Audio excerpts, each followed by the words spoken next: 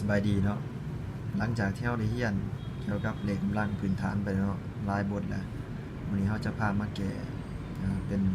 บทฝึกหัดที่ว่ายากขึ้นเนาะมาเลยเนาะสำหรับข้อหนึ่งนี่เนาะเปิดให้มาแนวนี้มันเราต้องขัดจอดให้มันสั่นเขาเนาะกินไหลเนาะก็คือ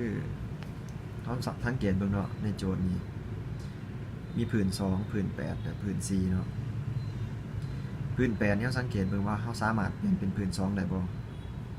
และผืน4เขาสามารถเปลี่ยนเป็นผืน2ได้บ่หมายว่าจะเปลี่ยนเป็นผืนที่น้อยสุดเนาะมันจึงคิดรายง่ายเนาะเป็นยังจึงเปลี่ยนผืนให้คือกันเพราะเขามีสูตรในกำลังผืนคือกันเมื่อคูณกันสามารถเอากำลังบวกกันได้เนาะคือข้อนี้เนาะ2กำลังหา2ที่ว่าผืนน้อยสุดเลยเนาะเราบ่สามารถเปลี่ยนได้เขียนคือเก่าเนาะ2กำลังหา8มันยังคูณกัน2คูณ4เนาะ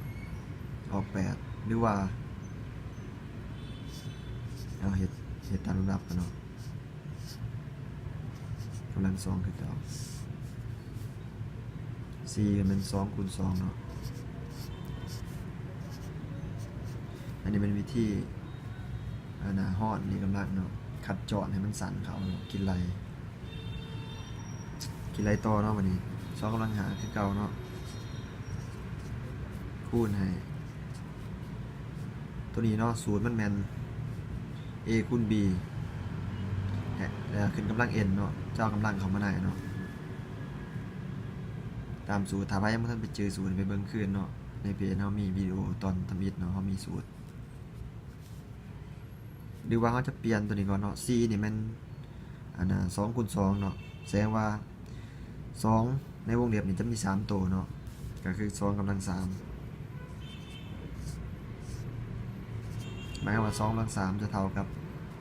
8เองเนาะ2กำลัง3เท่ากับ2คูณ4เพราะว่า 4 สามารถแตกได้2คูณ2เนาะ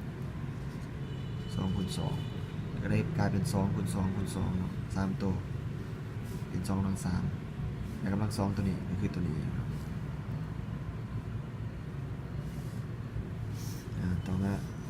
กลางลุมเนาะ2คูณ2เท่ากับ2กำลัง2เนาะ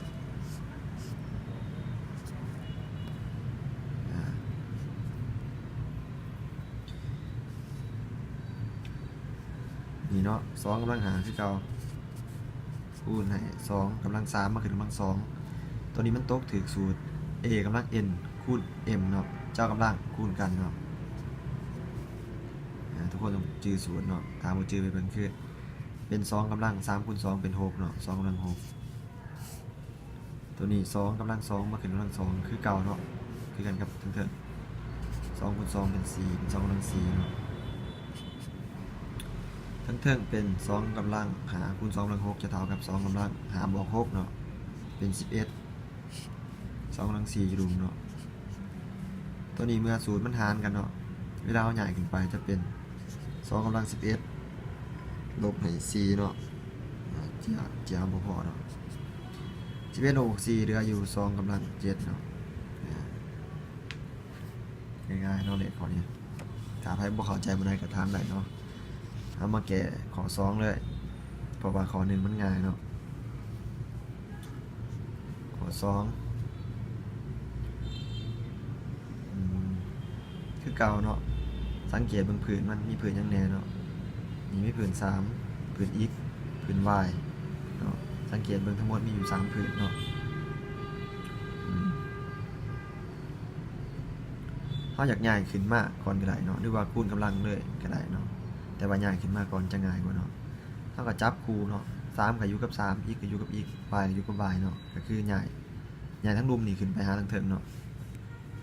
ทั้งเทิงเขาเขียนคือเก่า3กำลังหา x กำลัง2 y กำลัง7 x กำลัง3ง่าย3ตัวนี้ขึ้นไปจากกำลัง2เป็น3กำลังลบ2 x ตัวนี้จากกำลังเก่าเป็นกำลังลบเก่าเนาะเวลาใหญ่ขึ้นจะเป็นคาบวกจะเป็นคาลบเนาะไปเบิ่งขึ้นศูนย์เนาะ y จากกำลังลบหารกำลังหารจะเป็นกำลังลบหารเนาะทั้งหมดนี่ยังเป็นกำลัง3ตัวนี้คือเก่าเนาะต่อมาก็จับคูเลยเนาะ3ก็อยู่กับ3เนาะ 3กำลังหามาคูณกับ3กำลังลบ2เจ้ากำลังบวกเข้ากันเนาะ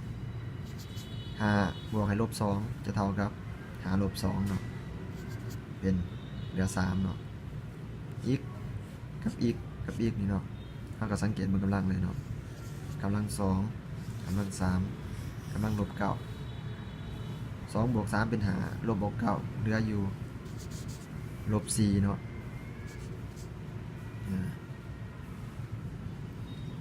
y เหลือที่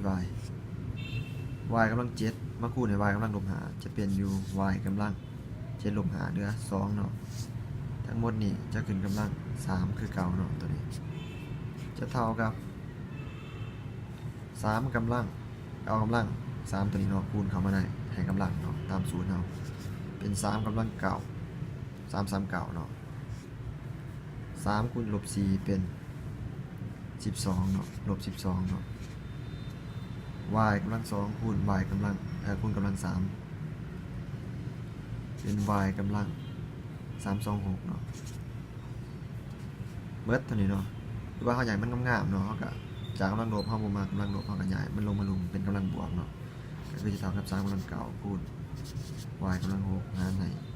อีกกำลัง12เนาะคำตอบเนาะให้ทุกคนไปเบิ่งสูตรคืนเนาะเพื่อความเข้าใจเนาะถ้าได้บ่เข้าใจก็คอมเมนต์ถามได้เนาะฝากกดไลค์กดแชร์ให้หมู่ได้เบิ่งนำกันเด้อ